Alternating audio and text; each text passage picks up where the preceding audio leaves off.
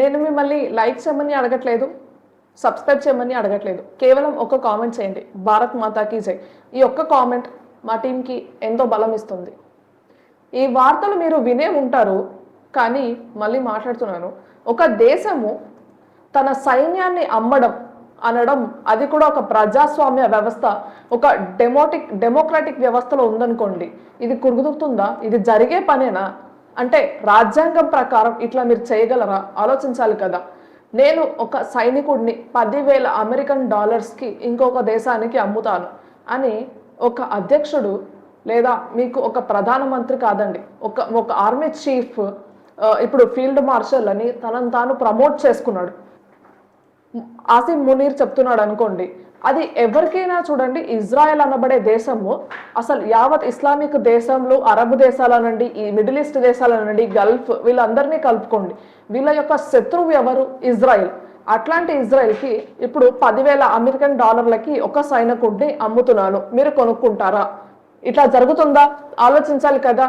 మొన్న మీకు Donald Trump గారు ఈజిప్ట్కి వెళ్ళారు. అక్కడికి ఆయన ఈజిప్ట్కి వెళ్ళినప్పుడు ప్రపంచ నాయకులందరూ అక్కడికి వచ్చారు. వచ్చిన తర్వాత గాజా పీస్ ప్లాన్ అయినా ఆయన చెప్పాడు, ఇది నా ప్లానింగ్, దీన్ని బట్టి చూస్తే మనకి గాజా యుద్ధం ఆగిపోతుంది, శాంతియుతమైన పరిష్కారం అవుతుంది అని చెప్పాడు. ఇక చూస్తే పాకిస్తాన్ ఇద్దరు తోడుదొంగలు,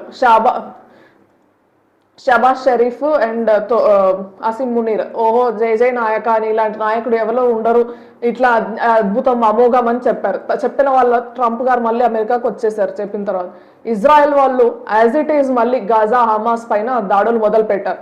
ఇక్కడ ఒక పీస్ టాక్ అనేది జరగాలి, అట్లాగే ఒక ఇంటర్నేషనల్ కమ్యూనిటీ పాలస్తీనియా మరియు గాజాలో శాంతియుతమైన పరిష్కారాన్ని వెతకాలి. ఇంటర్నేషనల్ స్టెబిలైజేషన్ ఫోర్స్ అని అంటారు. ఎట్లాగైతే United nations piece keeping force అని అంటామో అట్లాంటిది. ప్రపంచ దేశాలు ఈ సైన్యాలంతా ఇక్కడికి పంపించండి, గాజా వద్ద వీరు ఉంటారు, అప్పుడు యుద్ధం ఆగిపోతుంది అని ట్రంప్ గారు చెప్పారు. ముందు నీవు నీ అమెరికా సైనికులను చూసుకో అంటే అబ్బాయి అట్లాంటిది ఏం జరగదు.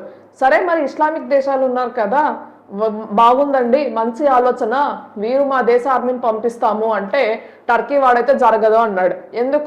ఎందుకంటే మీరు ఇప్పుడు ఒక 1000 మందిని, ఖతార్ నుంచి ఒక 1000 మందిని, అట్లాగే సౌదీ అరేబియా నుంచి ఒక 1000 మంది ఇట్లా వచ్చారు. గాజా దగ్గర ఒక టెంట్లు వేసుకొని వీళ్ళు ఉన్నారు. ఇజ్రాయెల్ వాళ్ళు ఏం చేస్తారు?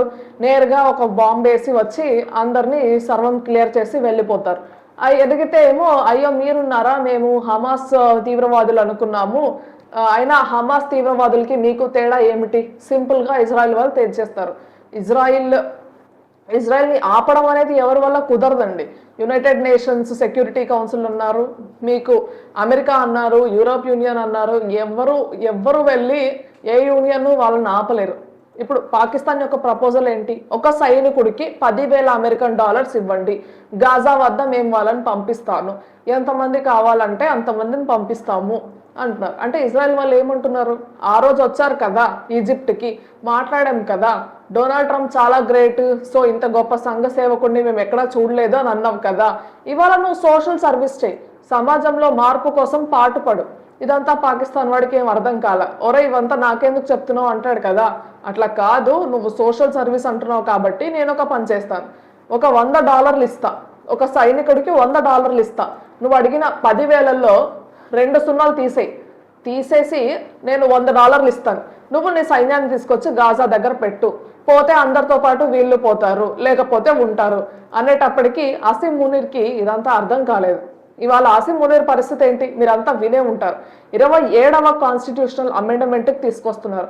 అంటే సర్వాధికారము అసిమ్ మునీర్కి ఇవ్వాలి. పాకిస్తాన్ సుప్రీంకోర్టు కూడా ఇతన్ని ప్రశ్నించలేదు. అట్లాంటి ఒక సూపర్ పవర్ అనేది పాకిస్తాన్కి అసిమ్ మునీర్కి ఇస్తున్నారు. ఎందుకు ఇస్తారండి? ఫస్ట్ విషయము, ఇమ్రాన్ ఖాన్ని తీసుకెళ్లి జైల్లో పెట్టాడు. రెండవది, అద్భుతంగా ఎన్నికలను నిర్వహించాడు, షహబాజ్ షరీఫ్ని ప్రైమ్ మినిస్టర్ చేశాడు.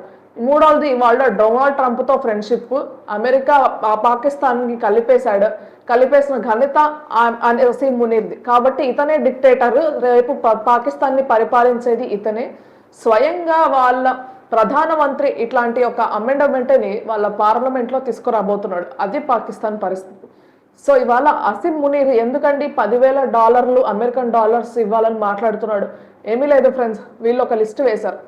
ఈ లిస్టు ప్రకారం ఎవరెవరైతే అసీం మునీర్ని ఎదిరిస్తున్నారు అంటే ఎవరెవరైతే సైనికుల్లో చిన్న స్థాయి నుంచి ఆర్మీ జనరల్స్ వరకు ఎవరైతే ఇతనికి వ్యతిరేకంగా ఉన్నారో ఆ లిస్టు వేసి వాళ్ళందరినీ తీసుకెళ్లి గాజా దగ్గర పెట్టేలాగా వెళ్ళిన వాళ్ళు ఏమైనా అయిపోనివ్వండి, మీరు ఉంటారా, నువ్వు ఒప్పుకున్నావా, సరే బోట్ ఎక్కు అంటారు. ఒక షిప్ ఎక్కిస్తారు.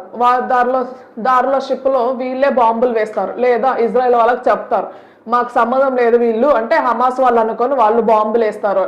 సో శత్రువులను వీరు ఈజీగా ఎలిమినేట్ చేయడానికి హసీం మునీర్ ఎంచుకున్న ఒక మార్గం ఇది. లేకపోతే ఇదంతా తాలిబాన్లు ఆల్రెడీ ఉన్నారు కదా, బలూచి లిబరేషన్ ఆర్మీ వాళ్ళు ఉన్నారు కదా, ఎట్లాగా వీళ్ళ చేతుల్లో పోతారు కదా, నువ్వు మరణించడం అనేది ఖాయం కాబట్టి నువ్వు గాజాకు వెళ్ళు, నీకు కావాల్సిన డబ్బు ఇస్తాను అంటే పాకిస్తాన్లో ఇతన్ని ఎదిరించడానికి ఎవరు ఉండకూడదు, ఎటువంటి ఆర్మీ జనరల్స్ ఎటువంటి సైనికుడు ఉండకూడదు అనేది ఈయన ప్లాన్. అట్లాంటి ఒక ఆలోచన, అట్లాంటి ఒక ప్లాన్ అసీం మునీర్కి ఇవాళ వచ్చింది. కాబట్టి ఏం చేస్తున్నాడు, డైరెక్ట్గా ఇజ్రాయెల్తోనే అడుగుతున్నాడు, నేను నా సైన్యాన్ని మీకు అమ్ముతాను, 10,000 అమెరికన్ డాలర్లకు నేను అమ్ముతాను, పంపించడము లీజు ఇలాంటివంతా ఏం కాదు, అమ్మేస్తాను, వస్తారు వాళ్ళు అక్కడే ఉంటారు, ఉంటే ఉంటారు పోతే పోతారు, నువ్వు చూసుకో అనేటప్పటికీ ఇట్లా యావత్ ఇస్లామిక్ దేశాలు వాళ్ళు ఇంత డీప్గా ఆలోచించలేరు కదా, వాళ్ళదంతా మందబుద్ధి కదా. పాకిస్తాన్ ఏంటి ఇట్లా అంటుంది, ఇస్లామిక్ నాటో అన్నారు, అణ్వస్త్రాలు ఉండే దేశం అన్నారు, టర్కీ వాళ్ళతో కలిసి అన్నారు, మాకు ప్రొటెక్షన్ అన్నారు, ఇన్ని మాట్లాడారు కదా, ఇవాళ ఇజ్రాయెల్ వద్దకు వెళ్ళి మా సైన్యాన్ని నమ్ముతున్నామంటారేంటి, వాళ్ళు మా శత్రు దేశం కదా, ఎట్లా ప్రపోజల్స్ పెడతారు అంటే అసలు శిష్యాల విషయం ఏంటి, అసీం మునీర్ వీళ్ళందరినీ ఎలిమినేట్ చేసేయాలి, ఏదో ఒక రకంగా వీళ్ళందరినీ ఎలిమినేట్ చేసేయాలి, అది ఇజ్రాయెల్ అవ్వచ్చు, తాలిబాన్ అవ్వచ్చు, లేదా తారీఖీ తాలిబాన్ పాకిస్తాన్ లేదా బలూచ్ లిబరేషన్ ఆర్మీ, ఎవరో ఒకరి చేతిలో మీరు చావడం ఖాయం, ఆ చాయిస్ మీకే ఇస్తాను, మిమ్మల్ని అయితే నేను అమ్మేస్తాను, మీరు వెళ్ళిపోండి, మీ చావు మీరు చావండి అని వాళ్ళకి చాలా అద్భుతంగా చెప్పాడు. అందరు కూడా అబ్బా ఏం ఆలోచన అండి, ఆహా ఓహో అని పొగుడుతున్నారు. కానీ ఇస్లామిక్ వరల్డ్ కూడా మొత్తం ఇవాళ పాకిస్తాన్కి వ్యతిరేకంగా వెళ్ళిపోయింది. ఎందుకు, నువ్వు నీ స్వార్థం కోసం నువ్వు యావత్ దేశాన్ని పనంగా పెట్టేసి, అమెరికా వాడు అట్లాంటి వాడు చెప్పాడు కదా అని చెప్పి ఇవాళ ఇజ్రాయెల్కి సపోర్ట్గా ఎట్లా వెళ్తావు అని వీళ్ళు అడుగుతున్నారు. మేము ఇజ్రాయెల్కి సపోర్ట్ చేయడం లేదండి, గాజా వద్ద పీస్ఫుల్ రెజల్యూషన్ కావాలి, గాజా వద్ద యుద్ధం ఆగాలి, దానికే మా పాకిస్తాన్ సైన్యాన్ని పంపిస్తాము అంటే మరి ఇజ్రాయెల్ వద్ద ఎందుకు డబ్బు తీసుకుంటున్నావు, వాళ్ళు చూడు నువ్వు సిగ్గుపడేలా మాట్లాడుతున్నారు, 10,000 కాదు 100 రూపాయలే తీసుకో అంటున్నారు, దానికి కూడా రేపు నువ్వు ఓకే అంటావు కదా, ఎందుకంటే సైనికులు అక్కడ ఉండకూడదని, ఆర్మీ జనరల్స్ ఎవరు పాకిస్తాన్లో ఉండకూడదు, ఏదో ఒక సందర్భంలో ఒక తిరుగుబాటు ఉంటుంది, అట్లాంటి పరిస్థితి రాకూడదంటే వీళ్ళందరినీ దేశం నుంచి తరిమివేయాలి, దానికి ఒక నరకం కావాలి, ఒక నరకంలో వాళ్ళని తీసుకెళ్లి పెడితే ఆ నరకంలో వీళ్ళు మాడి మసైపోతారు.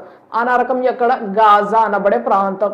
ఎందుకంటే ఇజ్రాయెల్ వాళ్ళైతే గాజాను విడిచిపెట్టి వెళ్ళే పరిస్థితే లేదండి, అక్కడ ఒక హమాస్ తీవ్రవాది ఉన్నా కూడా వారు వాళ్ళని చంపేస్తారు, 100 బాంబులు వెళ్ళి పడుతున్నాయి కనీసం. కాబట్టి టోటల్గా పాకిస్తాన్ సైనికులు ఎలిమినేట్ అయిపోతారు. ఈ ప్లాన్ ప్రకారమే హసీం మునీర్ ఇట్లాంటి ఒక ప్రపోజల్ పెట్టాడు.